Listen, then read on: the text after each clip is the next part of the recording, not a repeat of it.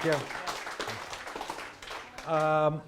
I teach a class in media ethics at the college, and it originated because when I first got there, we didn't have a class in ethics, and I would listen to students discuss issues of significance to journalists and the public, and I was appalled by the things they were willing to do or the things they were unwilling to do.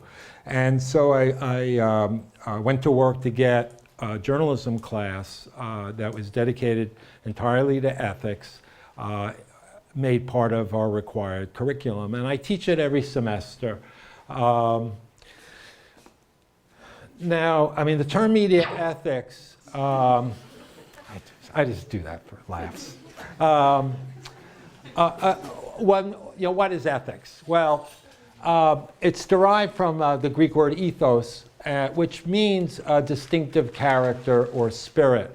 And it kind of suggests something about where ethics originates and how it can be sustained. Character really is the habitual way, the usual way you think, feel, and act. So one of the things that's suggested by the origins of the word is that maybe the most reliant standard for ethics is in your own character, the kind of person you are. That it's not about, though we teach it this way, and why journalists approach it this way, meaning case by case, situation by situation. It's called, the term for it, the term we use in the United States is situational ethics, which is that, there are these universal rules like the Ten Commandments. That's a series of universal rules, and that's called universal ethics. The Ten Commandments are what we are categorical. They're rules that have no give, at least as they're articulated. They have no give. Of course, how they're applied is a whole other deal. But they say, "Thou shalt not," not "Thou shalt not sometimes," "Thou shalt not under certain circumstances," "Thou shalt not on Saturdays," but the rest of the week you can run around, do whatever the heck you want. It's "Thou shalt not." That's, kind of an impractical way to deal with the complexities and fluidities of human existence, and human existence in particular as it's applied within the work environment. The work environment, again, more specifically of journalists. So we take this situational approach, which is that by, depending on what the situation is, well, stealing is generally not right, but maybe because the situation is such, we can justify it. That's the old ends justify the means kind of approach to things. And I can give you lots of other examples of that.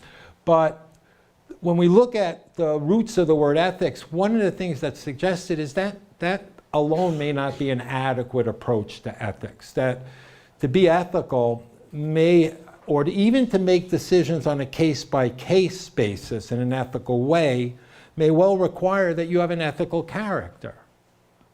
That you have some way to steer in being, internalizing the ethics, being who you are, which is really one of the points that was made earlier. What do you care about? What kind of person do you want to be?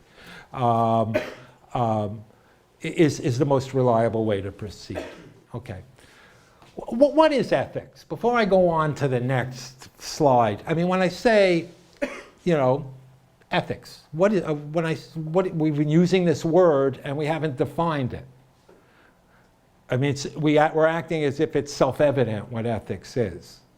And I think it's worthwhile to just stop for a moment and say, okay, how would you define the word? Yes? What by you is right and wrong?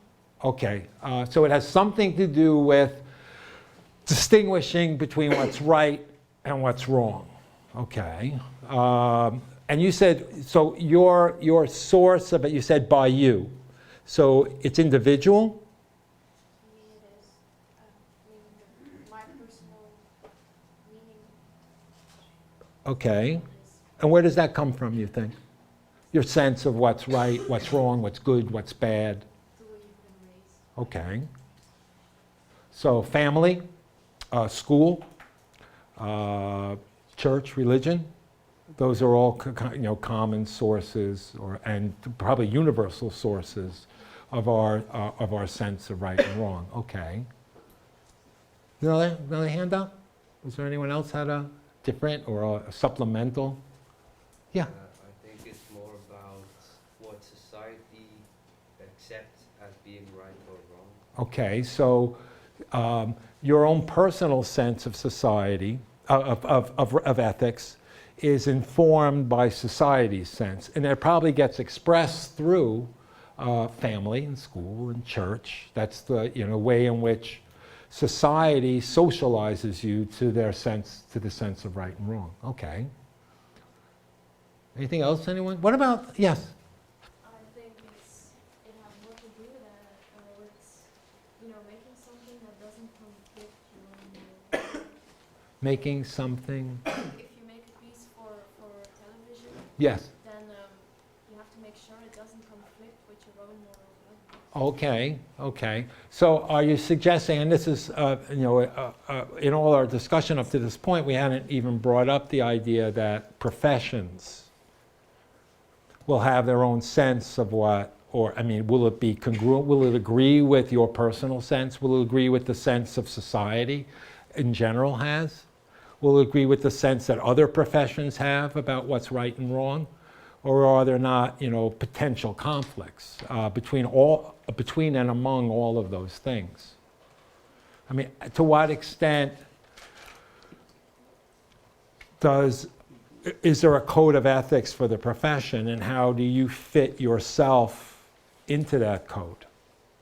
If you're going to be a journalist, you basically are going to say, at least during your working hours, that to be a journalist means to follow this code. If you don't follow that code of ethics, the profession's sense of right or wrong, in a very real sense, you're not a journalist anymore, at least not a professional journalist. So one of the ways to think about this is that our own personal sense of right and wrong, which begins, with family and school and church, and let's not forget the real sources of it, our peers, right? Don't we learn what's right and wrong from the people we hang out with? And isn't it also, doesn't that suggest that it's dynamic, our sense of right and wrong? As you get older, it gets more nuanced, more subtle, more flexible, more complex. It's not like you guys haven't adapted the ethics that your parents gave you to the circumstances. They grew up in a totally different world, right? So you adapt the things you're taught to the contemporary circumstances you find. And then as you're exposed to more and more things, they also begin to shape and reshape your sense of right and wrong. And what I'm suggesting is that when you enter a profession, or when you start training for profession like you are now, your ethics end up being, under infirmment, in change. And one way in which character, to go back to this, it gets built is that you weave the profession's sense of right and wrong into your own sense of right and wrong. That your identity is informed by that, structured by that. And that's one reason, I chose to be a journalist, because the right and wrong of journalism seemed to me to be very close to the right and wrong as I understood it, or as I aspired it to be. That makes sense? Yeah. Any questions? Okay, let's take a look at there are some definitions of ethics that, I guess I could turn the sound off, but this is too much fun. There are some definitions of ethics I put up here. And you'll notice that they're different, and they give us different approaches. Now, what I'm talking about is not it's philosophical, but really it's practical or social ethics. Ethics in journalism is very practical and very social. What we do has what we do in public, or the consequences of what we do unfolds in public. And so we have to be cognizant of not just our personal ethics. Yes, they have a part, but we have to be cognizant of how our personal ethics, as I've tried to say, fits into our professional ethics and into social ethics. That makes sense. It plays out on a public stage. So we have to be cognizant of that. So I put up the, 3 different approaches that, and I'm not saying they're not mutually exclusive. They don't necessarily reinforce each other, but these are just different ways of approaching ethics that I've studied and that I've suggested to my students, and I'm suggesting to you. The first is what feels good after. And that actually is a quote from Ernst, who asked what is good, what is ethical, and responded, what feels good after. Now, that can be a very kind of misleading sort of phrase. I think it refers to, what do you think that refers to? What feels good after? Karma. Yeah. Yeah, can you be a little bit, can you like just elaborate a little? I mean, I understand what you mean by it, but karma is good, yeah. Well, the thing that I always learned or heard about karma is if you do the right thing, good things will happen to you. Okay, And that's okay, what it makes me think of. okay. Yeah, I think it means that when you write a story or when you make a piece for TV or radio and you don't feel good about it afterwards, then you probably shouldn't publish it.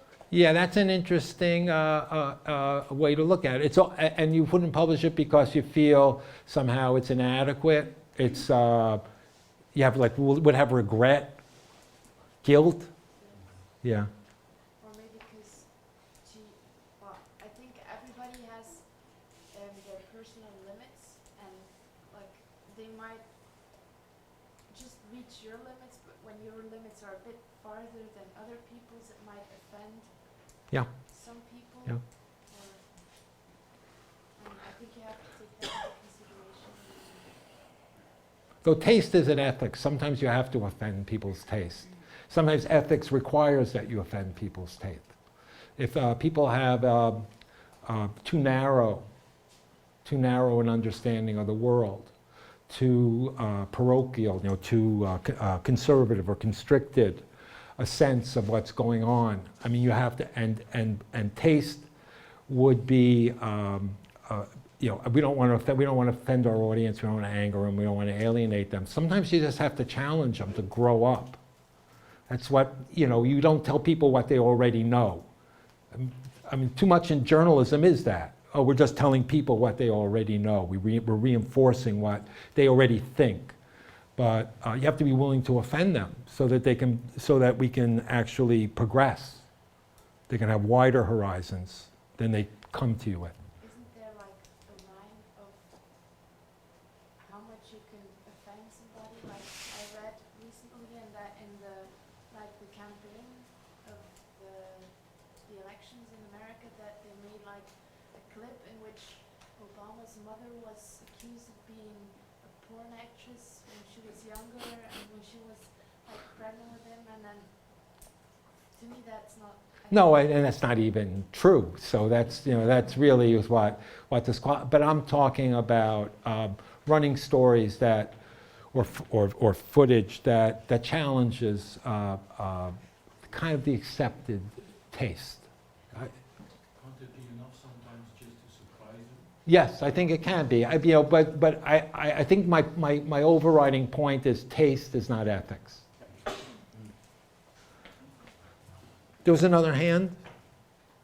You were going to say something about what feels good after? Yeah, as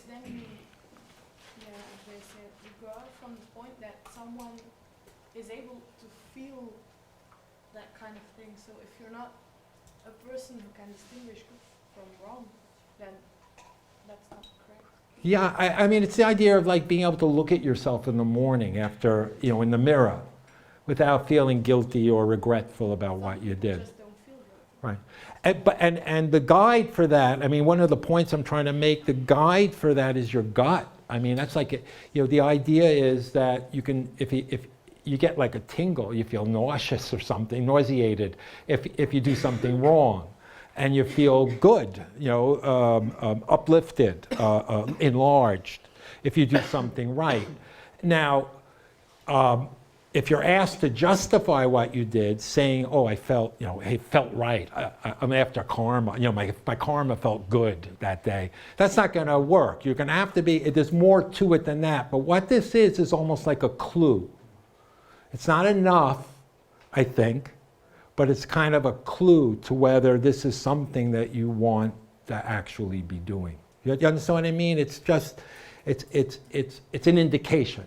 It's not going to be enough to explain to anyone in a comprehensive and articulate way why you're doing what you're doing. And in all of these instances, the instances that Ian, for example, cited, you're going to be forced to justify what you did. People are going to criticize it. People are going to question it. And they should. I mean, that's their right. Because maybe you're offending their taste. And you have to be able to explain in public, willingly, and without embarrassment, why you did it. So guts, feeling it with your guts, your instinct, your conscience is good. It's a good start, but that's all it is. I'm still slightly worried you're setting the bar unreasonably high. Oh yeah, but that's me. I mean, that's why it's ethics. Well, can I ask you a question? There's a huge demand for tabloid journalism. Yes, yes. There are pokes around in areas which are not very savoury and Right. not very nice. Right. And when you write that story, you're not going to feel good after. Yeah, well, right. But is it wrong to service that? Maybe some people do. Is it wrong to yeah, well, okay, maybe. Is it wrong to service that market though? I mean, I think that it's yes, it's journalism, but it's journalism of the lowest stripe. And is it wrong? I think it's wrong when I think lying's always wrong. I think hacking into the Queen's email is wrong. I think running new techniques though, they're not that you may get the story perfectly legitimately, but it may be a story which you know is going to be, say, damaging to a particular family because Right. you're going to be telling the truth about something where the truth isn't. I mean, to do right now this is it's a real interesting discussion. Truth. I mean, we use this thing. We go, it's truth. It's news. It's real. That can't be a license to do whatever the heck you want and publish anything that happens in the world. I mean, that would just basically give journalists a free pass on any kind of decision making about, what is it that we really need to tell people and what is it that we may want to tell them because there's a market for it. I don't think you can go around invading people's privacy just because legally you can get away with it. Or because, I do set the standard high and I don't really apologize for that. I think that there's not enough of it. And that if journalism is going to retain or regain some kind of useful purpose besides mere amusement and diversion, then we need to come back to an ethical center. We need to do it. Otherwise, we're just clowns and jugglers. Isn't the problem with a definition like that there are lots of people with a low standard? Yeah, I mean that is a problem. But you're never going to raise the standard of the public But if you say if you go. good after, then some people might feel good about the gossip story they Yeah, not the people who are writing it. They might if their judgment is all based upon, I'm going to get erased because on the story I'm posting on the web it has so many hits. Yeah, but that's not ethics. That has absolutely nothing to do with ethics. It has everything to do with opportunism, expediency, market values, but that's not ethics. I mean, if we make our decisions based totally on money values, we're not talking about ethical values. And what I'm saying is that you're just you're just selling news as if it was a commodity. But yet we justify our freedoms, and this is an important part of this, I think. We justify our freedoms in the West when it comes to speech and press on the basis that we have an important role to play in the life of a democratic society. You can't do that and at the same time say, well, the public wants half-naked women, the public wants pictures of dead bodies, the public wants puzzles and sports and all the rest of the spectacle. I mean, one or the other. If you're willing to sell yourself in the marketplace, I think it's a brothel. Is it a brothel? I mean, is that what the institution of journalism is? Or is it what we say it is, the foundation stone of Western democracies? That you make a choice. Can't be both those things.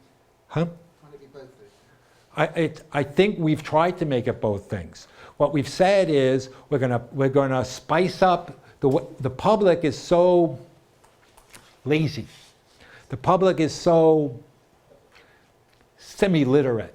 The public is so distracted. The public is so irresponsible that the only way we'll ever get them to pay attention to the news is to make it entertaining in some way or other.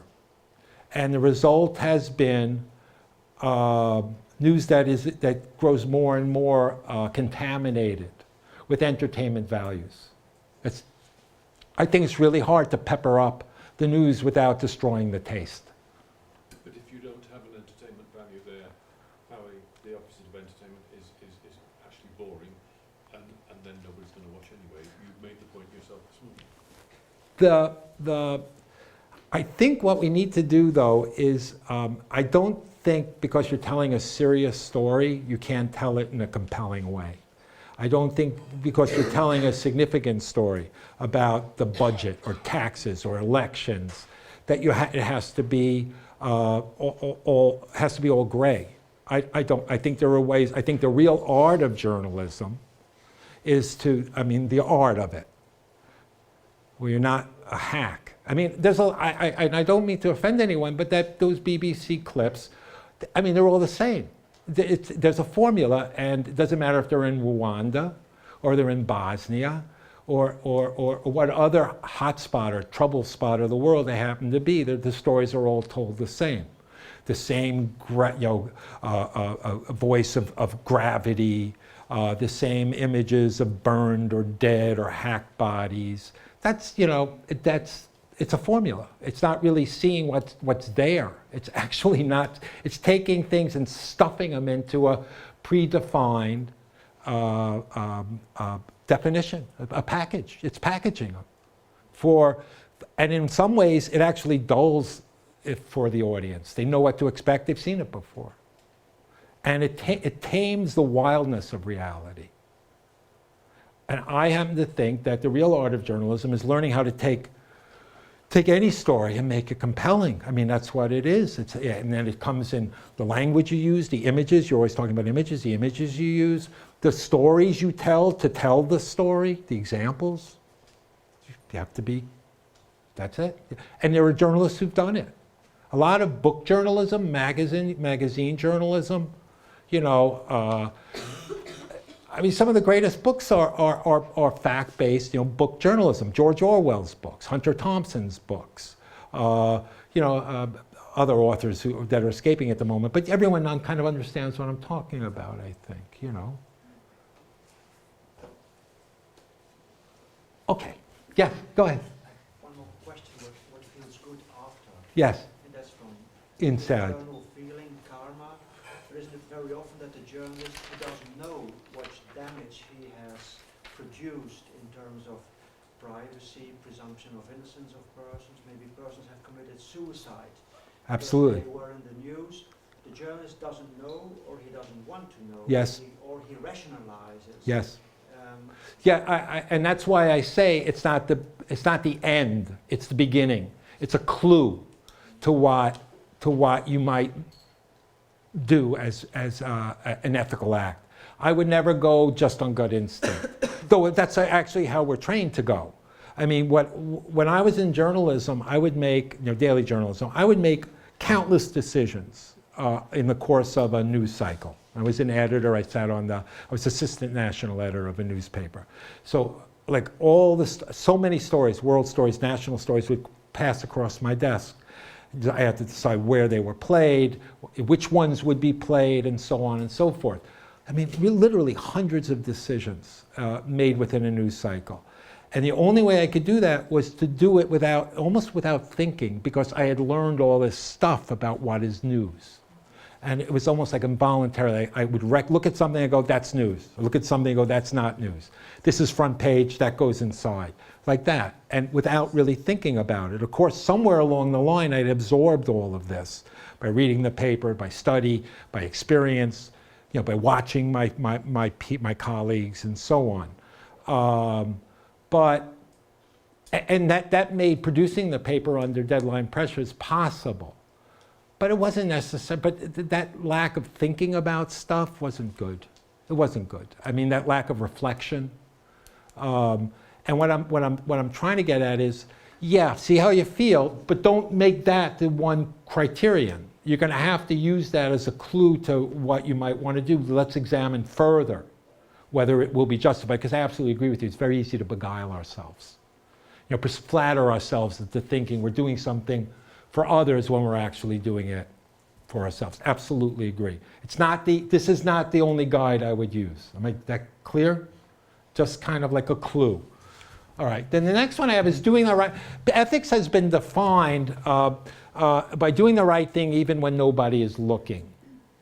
Meaning that you have internalized right and wrong to such an extent that you don't have to be coerced into it.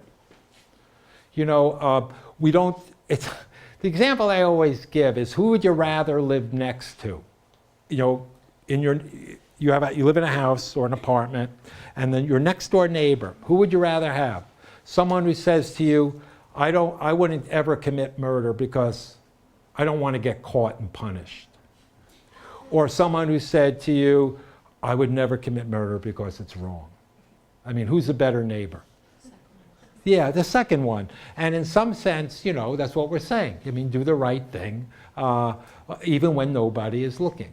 And when you're a journalist and you're out there, without editors and you're out on your own, you really need to have that. We want people in journalism who don't have to be coerced, forced, threatened to do the right thing, who do it because it's the honorable and professional thing to do. Now, what is the right thing? Now, that's the big question. And when I teach ethics, what I try to do is teach the students a number of different ways to think about ethical dilemmas. It's sometimes called ethical decision-making models that I teach them. I'm going to give you a very simple, well, none of them are simple, but the kind of a short one at the end of this. But ethics is also, from some perspectives, a reflective, meaning a thoughtful. That's where this comes in from. You can't stop at the first. You have to go all the way down to the last item. It's a thoughtful examination of what is good, bad, right, or wrong. And philosophers would add, it's also about the logic of such examinations. Are we looking at these things? Are the way we make? Let me put it this way. The way we make a decision, the means we use to get to a decision about whether something's right or wrong, shapes the final decision. So we have to be sort of cognizant, we have to be aware of the process we're using to reach the decision about, we're going to publish this, we're not going to publish this, we're going to run this picture, but we're going to run it small, or that we're going to stop the footage here. Whatever it is, that decision is going to be shaped by the steps you took to reach it. So we have to examine that the steps we take have a certain kind of integrity. Okay, so ethics, the study of ethics is not just the study of right or wrong, it's the study of, as well, of how do we reach the decision about what's right or wrong. Okay? All right.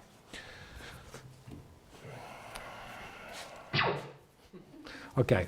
Now, this is a thing that, this is actually, these two questions have haunted our discussions. I mean, they haven't been articulated as such, but they've really kind of lurked or seethed beneath or behind a lot of our discussions today.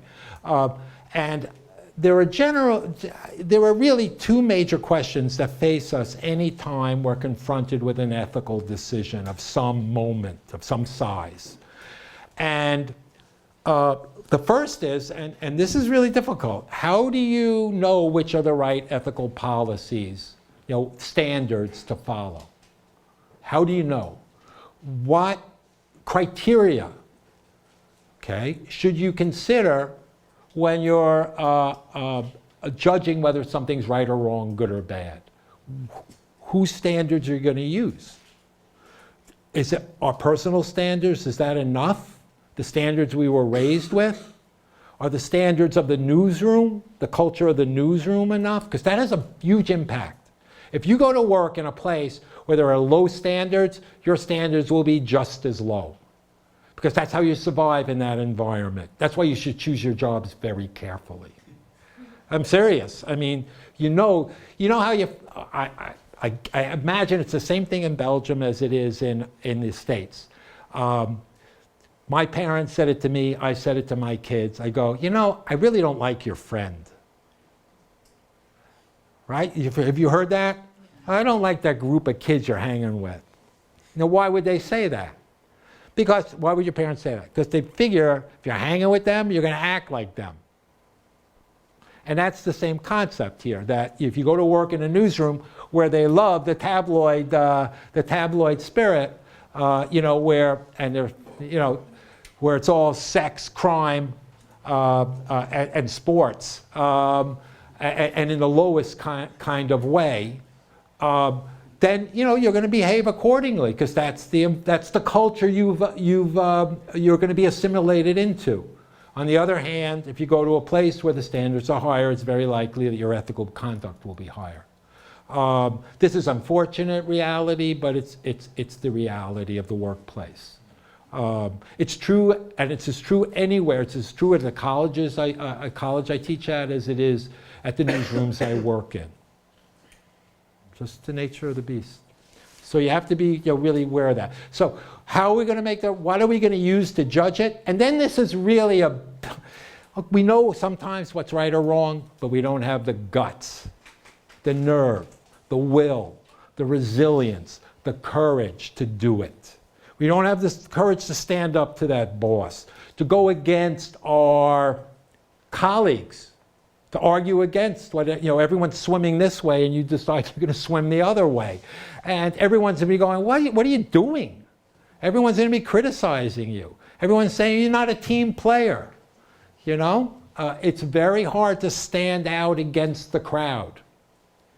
Moral courage is one of those things that it's often defined as a lonely kind of courage, precisely because it's unpopular. When people stand up and say what other people may know, but are too nervous or too intimidated to say, it makes everyone very uneasy. And they tend to cast you out. They cast you out. I was saying that for journalists, Socrates is a great example of moral courage.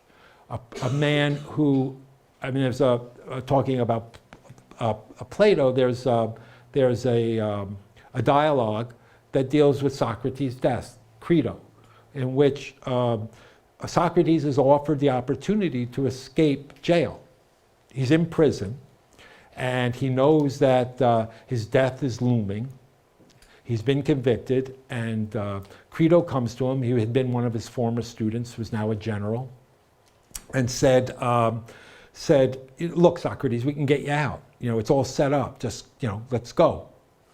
And Socrates refused to escape, knowing that in that refusal, he was basically committing suicide, was fulfilling his enemy's wishes for him. But he said to do less would be to betray everything he believed. It would be as if he didn't walk the walk. And so that's what, and that kind of moral courage, what Socrates demonstrated is that courage is not only physical. It's not only something that happens on the battlefield. It can happen in the workplace. It can happen in the classroom. It can happen on the street. It can happen in your daily life. That's what moral courage is.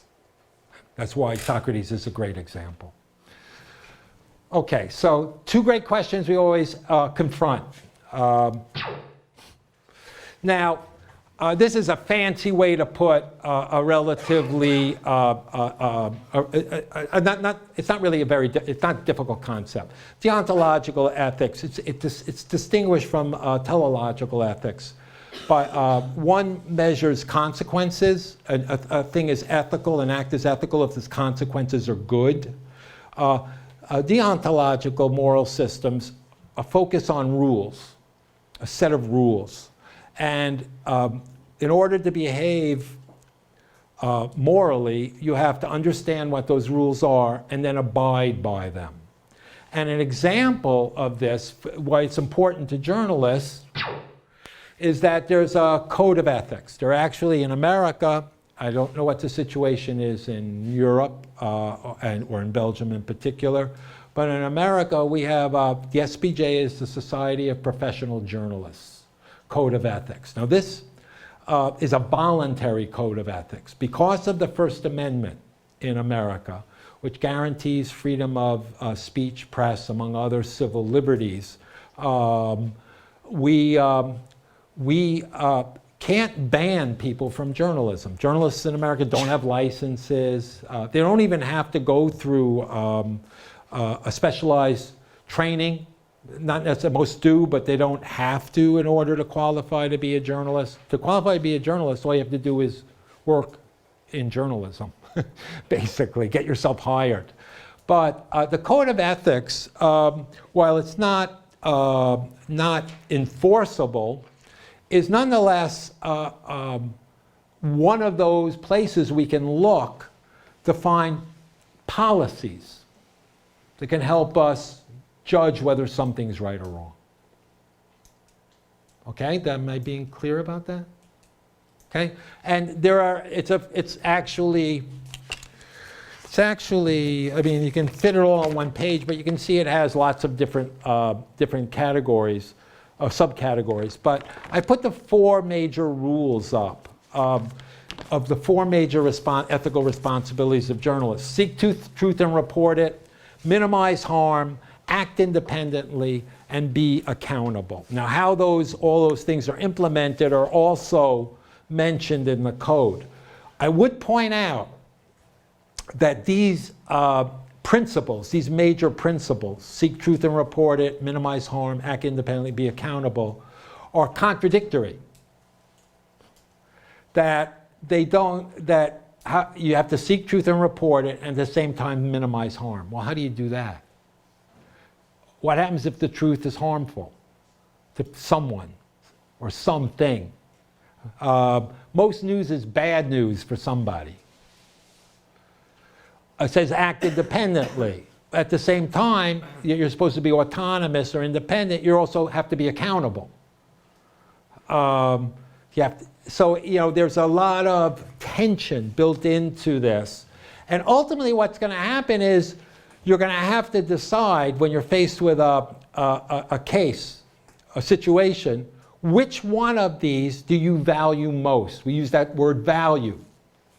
Value. Which one do we care about most given the circumstances, given what the story is? Okay, if you follow, sometimes you want to minimize harm. Like, for example, do I want to invade someone's privacy? Do I want to expose the grief-stricken relatives of those people in the dead body photos to further trauma? Or is it that this is the truth and we need to report it no matter who gets hurt? Because more good will come of it than bad. That, you know, sometimes in journalism, when you're faced with these things, we often think of ethics as being, I got to choose between a wrong and a right, between good and bad. What's the toughest dilemmas are, I got to choose between a right and a right. That there are competing rights, that to protect the innocent, to do no harm, to protect privacy, all those are good. Those are good things. But there are other good things too. Public has a right to know this. Truth-telling is a good. And you have to try to figure out, under the circumstances, which good takes precedence. Which do you value more? Not easy. And one of the ways I try to help my students do this is by giving them an ethical decision-making model. Now, this is a relatively straightforward one. There are others that I expose them to: the Potter box, the Bach model, John Rawls' Veil of Ignorance, W.D. Ross's Theory of Pluralistic Values. I mean, there's a wide array of ethical decision-making models that I try to teach my students, so that they can identify what the significant factors in a decision are, and give each of them the appropriate weight, and then work through a decision. Now here, this is a decision-making model that has, it's a three-part, tripartite decision-making model. And it goes from right to know, which in America is a legal right. We have a legal right in America to know certain things about our official bodies, our elected or appointed bodies of government. And the officials who serve them. These are sometimes called sunshine laws in America, and they're what guarantee that reporters and citizens, but usually it's the reporters as surrogates or representatives of the citizens, can attend meetings, like of the city council, the school board, the zoning board, all these public entities. The reason that journalists can go and why certain decisions have to be discussed in public is because there are laws, usually at the local level, and then going all the way up to the state and even the federal level now, that guarantee journalists, and hence the public, access to the meetings. Okay? So that's why we cover legislatures, that's why we can cover councils and boards and all of that. Okay? And then there are also laws we call open record laws that open the records of the police, budgets, and other official documents to public and hence journalistic scrutiny. So journalists gain access to documents under these laws. And the idea behind the laws is that in order the journalists need tools to get at information the public needs to know. And the right to know laws, the sunshine laws, are the tools that the journalists have. So what I'm saying is there's an awful lot of information that we're all legally entitled to know.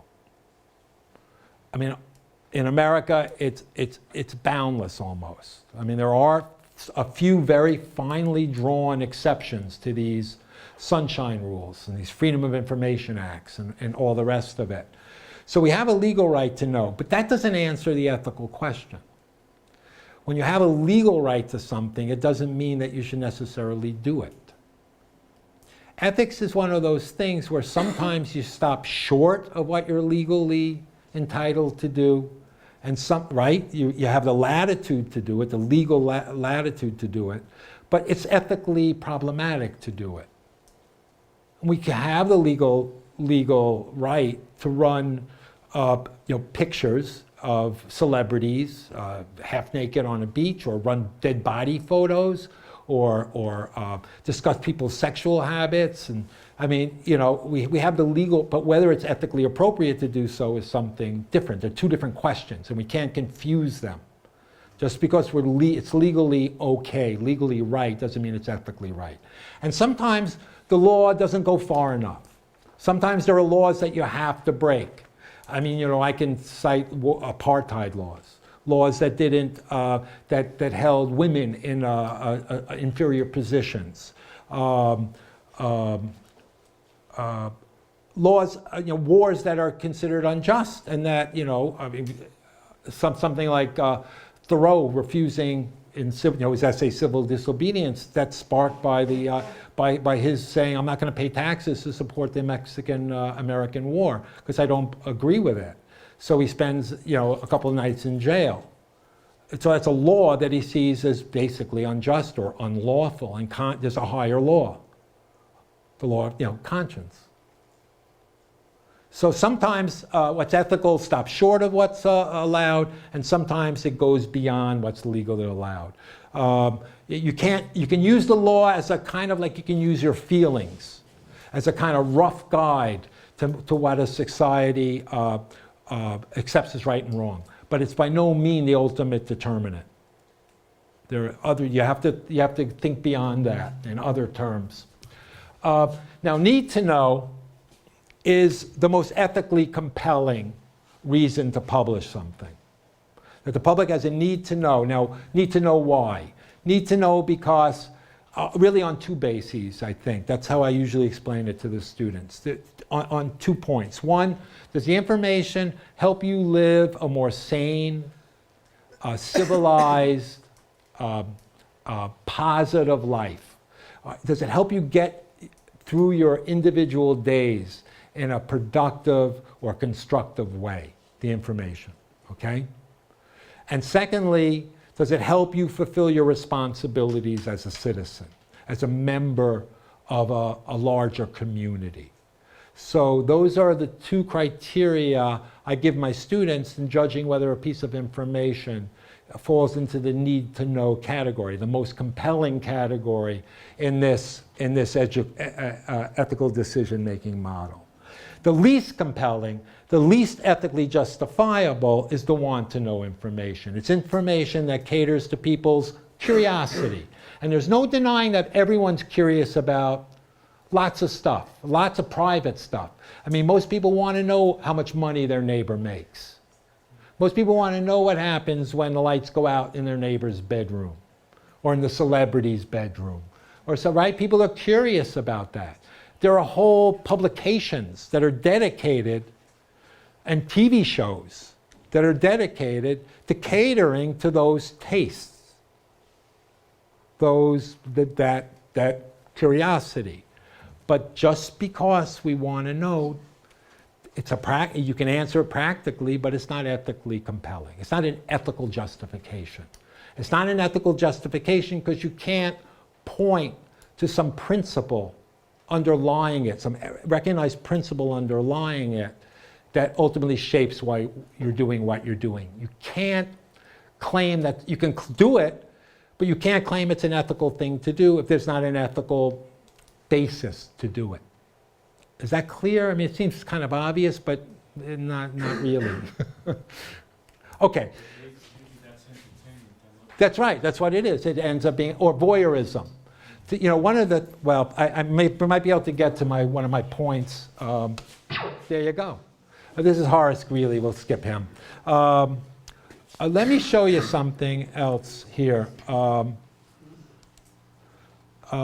I put some ethical cases together that you can't really read them very well because I just kind of lifted them from the Times and dropped them in here. But one thing I can show you, and is easy enough to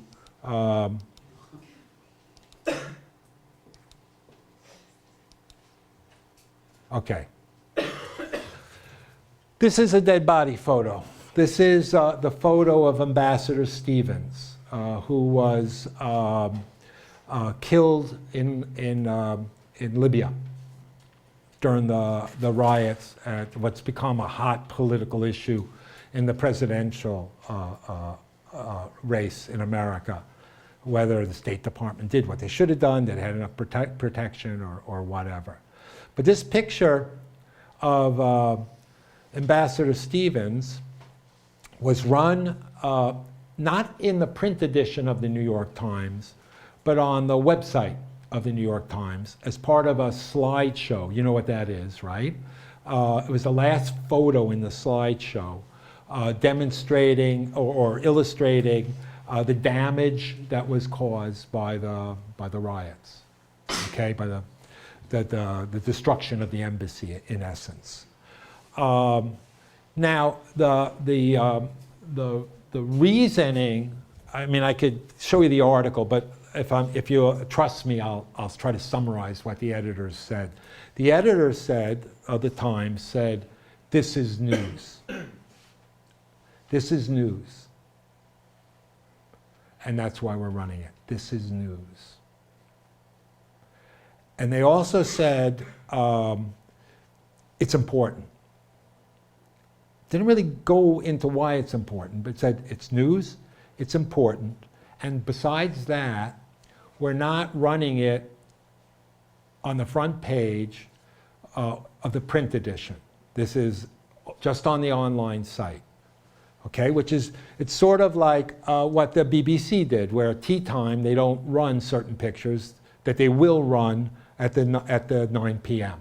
It's making a decision that one venue has almost like a lower tolerance, or a higher tolerance, let's put it that way, a higher tolerance for these kinds of photos than another medium. It's suggesting that it's not just ethical cases that are situational, it's also like the media are situational. That you can, that what you wouldn't run in one medium, you can run in another. All right, so would you, the way I always do this is, would you run this photo?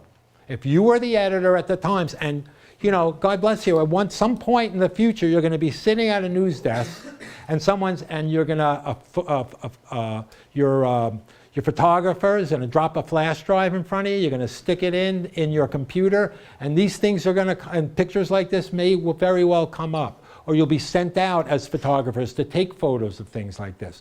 Or you'll be a reporter accompanied by a photographer and be confronted by something like this. It's going to happen. What do you do? This is called the case study a method of teaching ethics, which is basically you try to role play. Okay, you take a case, a situation, and you drop the student in it and say, okay, you're the editor. You're the editor here. They've given you your photojournalists, your photographers have given you these pictures. What do you do with it? Would you run it the way the Times ran it? And what reasons would you offer for running it? Yes? No, I wouldn't run it because you're dishonoring this man and you're dishonoring his family. Okay, in what way is it a dishonor? He's being taken away by... He's clearly unconscious, and he may even be dead, but yeah. He was the ambassador? He's the ambassador. And now he's like... in a very bad state. And I wouldn't want to see him if I was his son. That's how I... So you see this photo as the way we often put it when we look at dead body photos or photos of just more generally human suffering, and is that we're looking at this photo of trauma. You know what trauma is, like injury? Will it add further trauma? You know, will it be a further trauma on either the victim or the victim's family? And that's really what you're saying. You know, these people are going to be traumatized by his death, and now they're going to be re-traumatized or further traumatized, further image, but by looking at this image, or having this image being looked at by strangers. Okay, there was another hand. Oh. I don't think I would publish it because just running the story in the newspaper I don't think a story like that needs pictures, or maybe a general picture of like the disarray after was it bombing or? It was a riot. They had like took over the embassy. So I don't think that article specifically needs that picture. Like I can understand if like Gaddafi was killed or when Hussein. Saddam was killed, post a picture of them, because like that may be like cruel to say, but they're hated people. So I think that it's not as traumatizing when it's a hated person than when it's a loved person. Well, he was clearly hated in Libya. He was hated there, but I mean like in America, I think yeah. Yes? I don't agree with saying about hated people or loved people, because the bad guys, like we see, the people we see as the bad guys, like Gaddafi or Ben Laden, they were also loved by real many people that we don't even know about. That we demonize. We demonize them. You know, there's and this comes out of Kantian ethics, but it's the idea that all human beings have a value beyond what's called instrumental value. That no matter if you're rich or poor, Bolshevik or anarchist, a peasant or professor, Protestant, Catholic, Jew, Muslim, Hindu, no matter what all these social differentiations are, all people have dignity and are deserving of respect, just on the basis of being human beings. And if you use the Kantian lens that you shouldn't use people or allow yourself to be used as an instrument of someone else, then it doesn't matter whether someone's hated or loved. Just all that matters is that they're a human being. And as a human being, they deserve a certain basic dignity and respect. That's a Kantian view. There are other views whereby you can harm the family. I mean, this would be another philosophical approach to this. You can harm the family. It's called utilitarianism, where you can hurt a minority. No, it's not utilitarian, because it would be, in utilitarian sense, it would be good to publish it, because then everybody would see That's it. what more people would benefit from it. It's deontological, because I wouldn't do it just for the sake of it, because it's not the right thing to do. Yeah. So it's not utilitarian. But utilitarians, see, that's what's so confusing about this. And I'm drawing on these philosophies because they give us different perspectives on the problem. They really suggest different approaches to it. I understand what you're saying. But from a utilitarian argument, I can argue it both ways. I do this all the time in class. I argue I say something, then I argue against myself. And I think Sarah may remember that.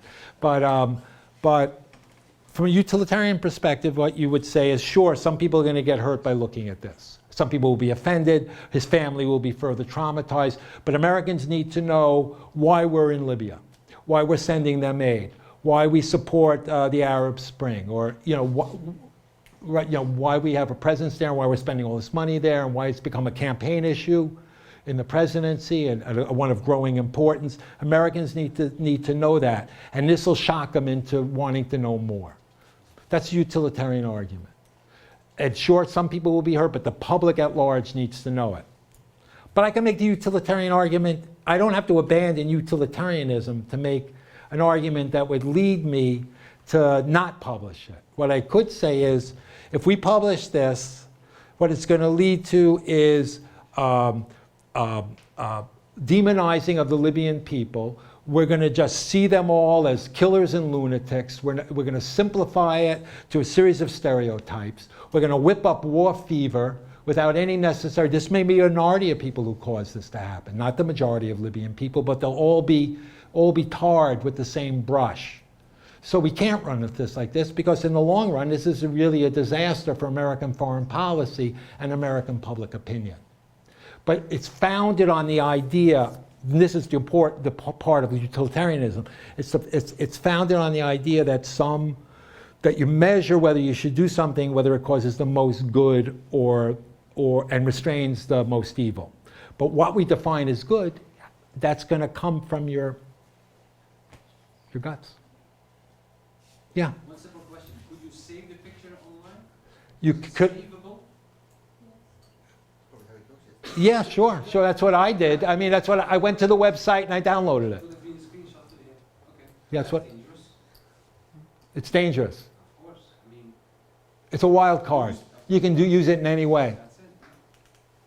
Most websites, news sites don't allow you to save or download. You can take it out of the context. Oh, absolutely, absolutely. Yeah, Mark. What do you think about the argument about it's not the use of it, it's how it's used? Yes, I think that's really, Mark's making a very interesting and I think an important point that I very much agree with. Say, you want to? Well, you said that they used it in A slideshow, right. A slideshow is probably inappropriate, I would have thought. But if they're doing a serious analysis of what went on, when I look at that and I see direct parallels between that and the Gaddafi images, and I wonder how you can justify showing Gaddafi and not justify showing that. I think Ian raised that point, yeah. An example about the Gaddafi footage, it was used on the BBC in news programmes, and everybody thought quite rightly. And then they have a politics show playing with young people, and they were discussing the Gaddafi issue. They had a programme guest who was Adam Ant, the musician. And at the end of the programme, they played out the programme with the music of Prince Charming and Gaddafi's body being dragged through the street. It was totally inappropriate. Appalling. Absolutely appalling.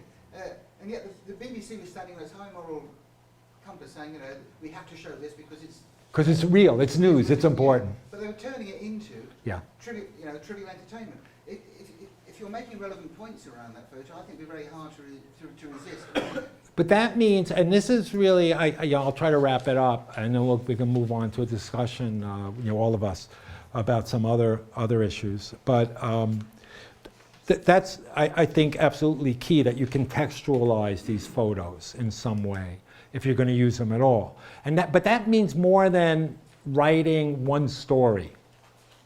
It really means, if you're really serious about, serious about the justification, well, this is news, this is important, well, then you have to really act as if it is news and it is important, which means devoting the personnel, devoting the time and attention to it that something important, something that's actual news deserves, so that it gets covered and gets covered in depth, and that the people who see it for a higher purpose than titillation.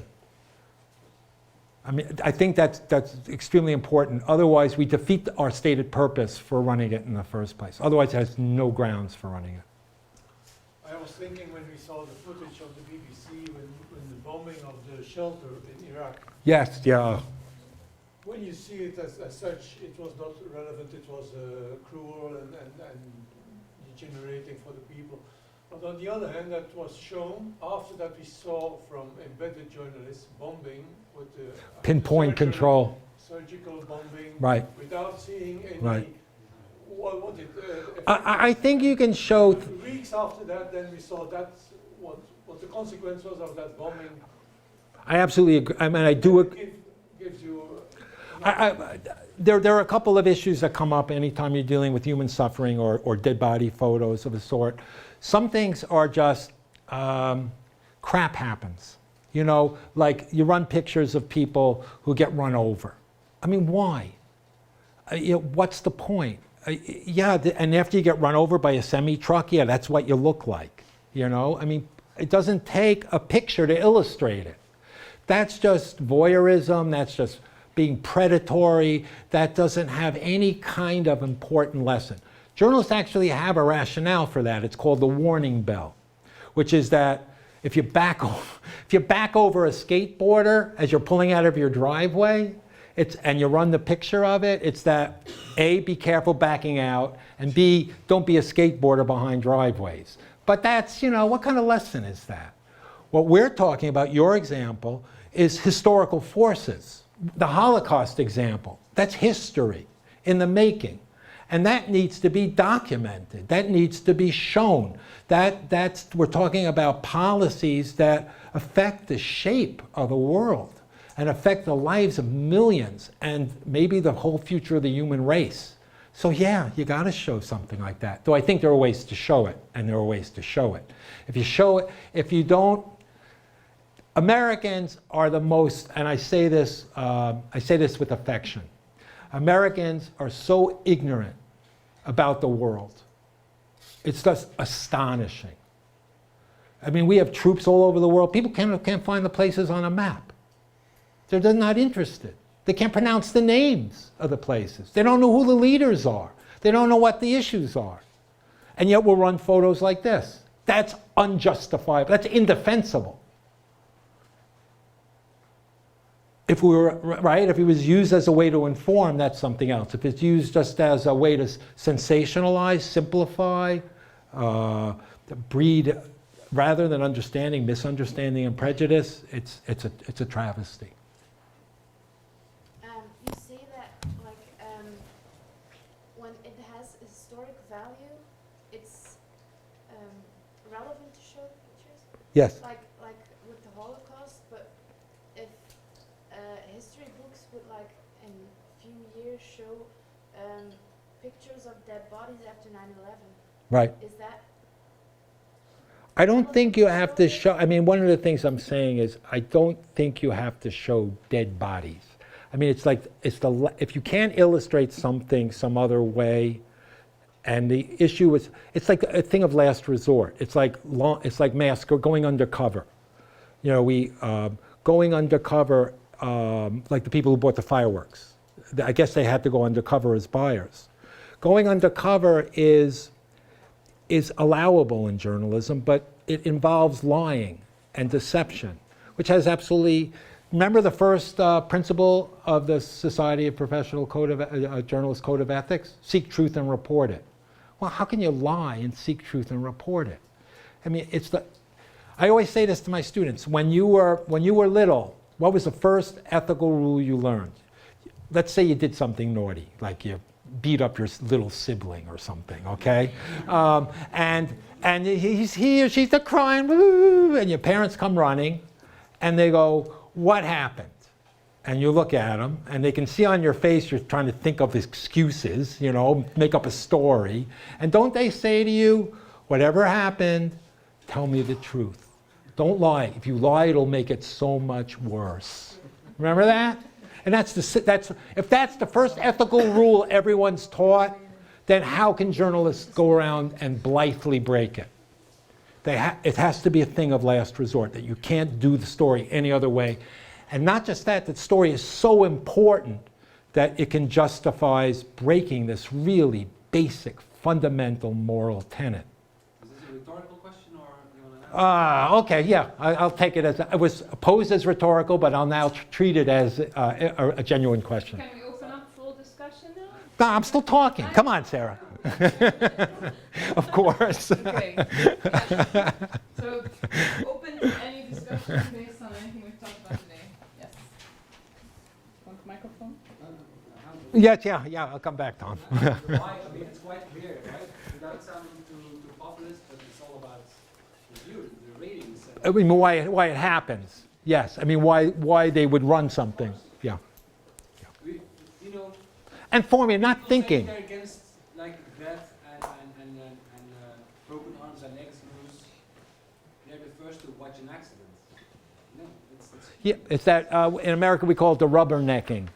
It's called rubbernecking, where you're driving along, fine, and then all of a sudden the traffic gets really slow, and eventually, like 2 hours later, when you finally start going, you go past an accident, and everyone is slowed down to look at it, and it's that impulse, that journalism sometimes caters to. Absolutely, yeah. But Yeah. isn't there a tendency now in media? I mean, when you show a lot of cruel pictures, people getting numb. It's like yelling. If I constantly yell at you, in the beginning you say you will be shocked and you will listen, but after 5 times you say.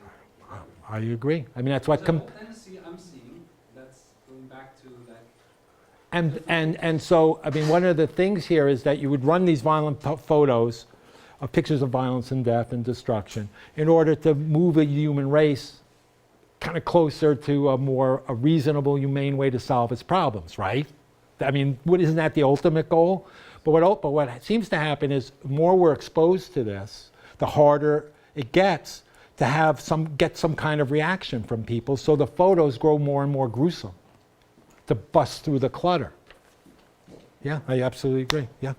But on the other hand, when you don't show that pictures and you read in newspapers every day now, in Syria there are so many dead. Yes, yes, yes. After a while you just say I don't care, and even in the beginning, like Syria far away and you don't have a picture, so it's like I don't care. But with a cruel picture, you will read it, you will, yeah, it grabs the attention. So And you know what a certain philosopher, moral ethicist would say to that? Yeah, so you read it and then what? yeah, then you know. Then what? I mean, you know, one of the that's an important question. Okay, you get the information, you read it.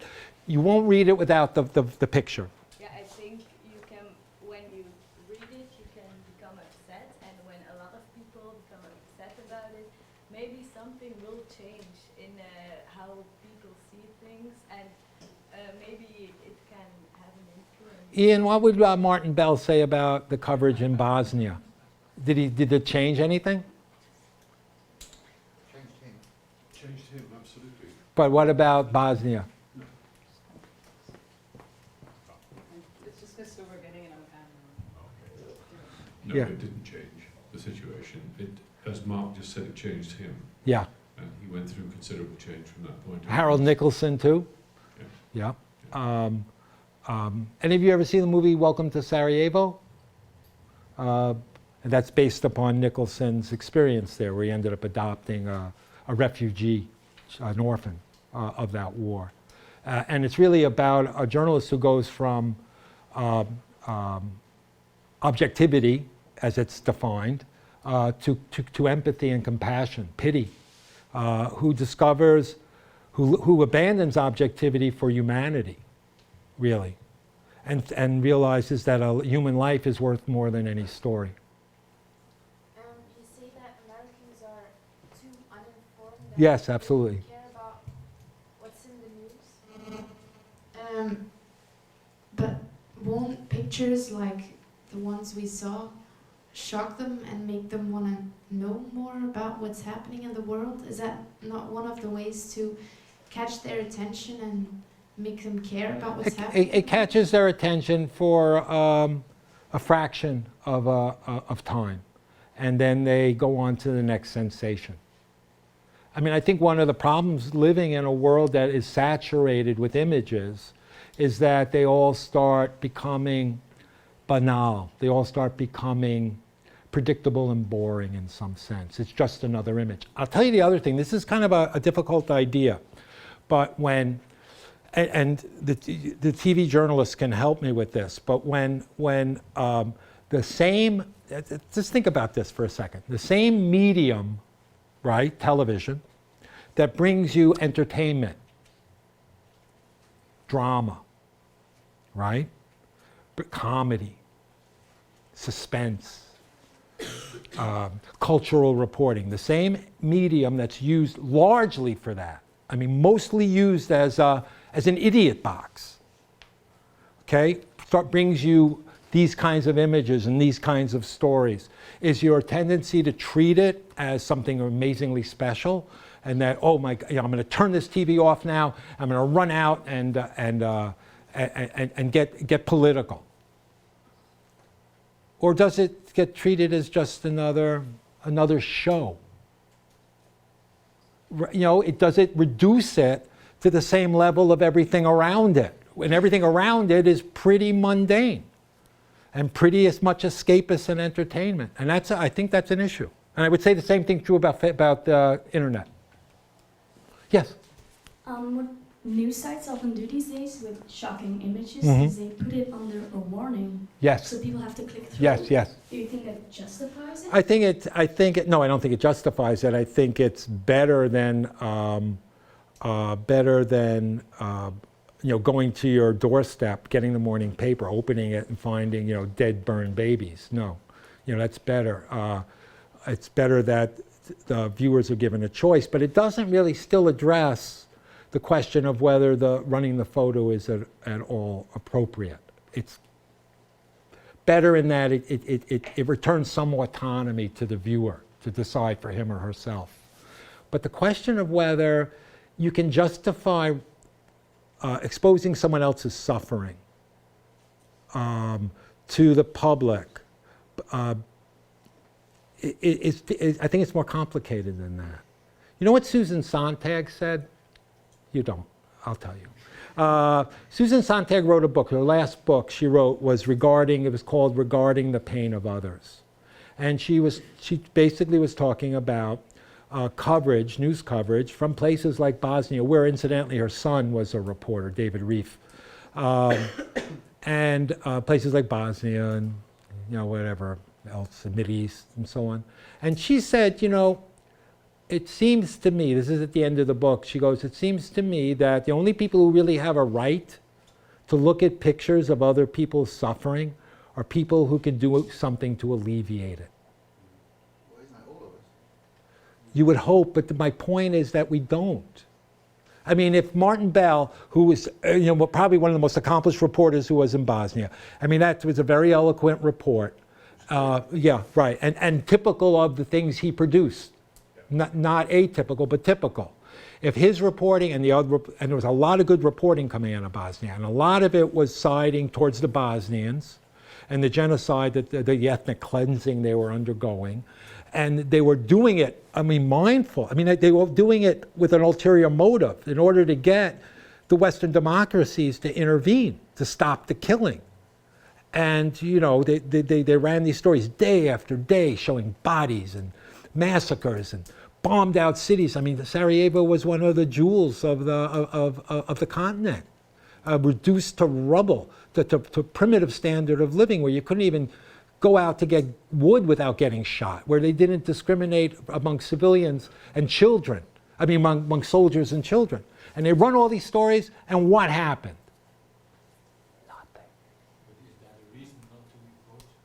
No, but it's not. It's a reason. Not saying it's not a. It's a reason not to report. It's a reason not to run dead body photos and claim they're going to make a difference. I don't think it's true to say nothing happened either. Clinton spent years trying to resist getting. I absolutely agree. Right.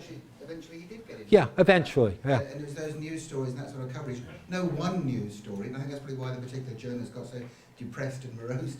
They did. They kind of lost faith in journalism. But over time, it made a difference. Just as I think coverage of Vietnam helped to bring the Vietnam War to a close. And there are other positive stories as well. In Ethiopia, you look at a lot of people say, oh, it's dreadful because it made it objectified starving people and it gave the wrong impression. But it's created World Aid and all that. On the other hand, it saved millions of lives. Yeah. No, I agree. And the stories. What you're saying is the stories have to build critical mass. Yeah.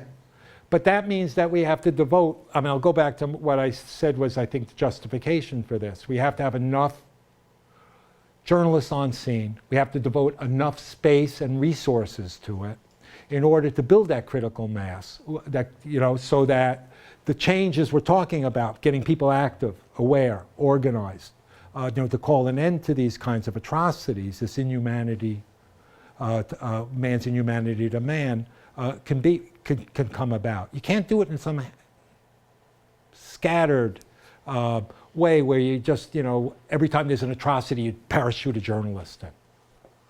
Howie, we're going to end on Okay. your presentation. Can we have a big round of applause for Howie? Thanks for having me.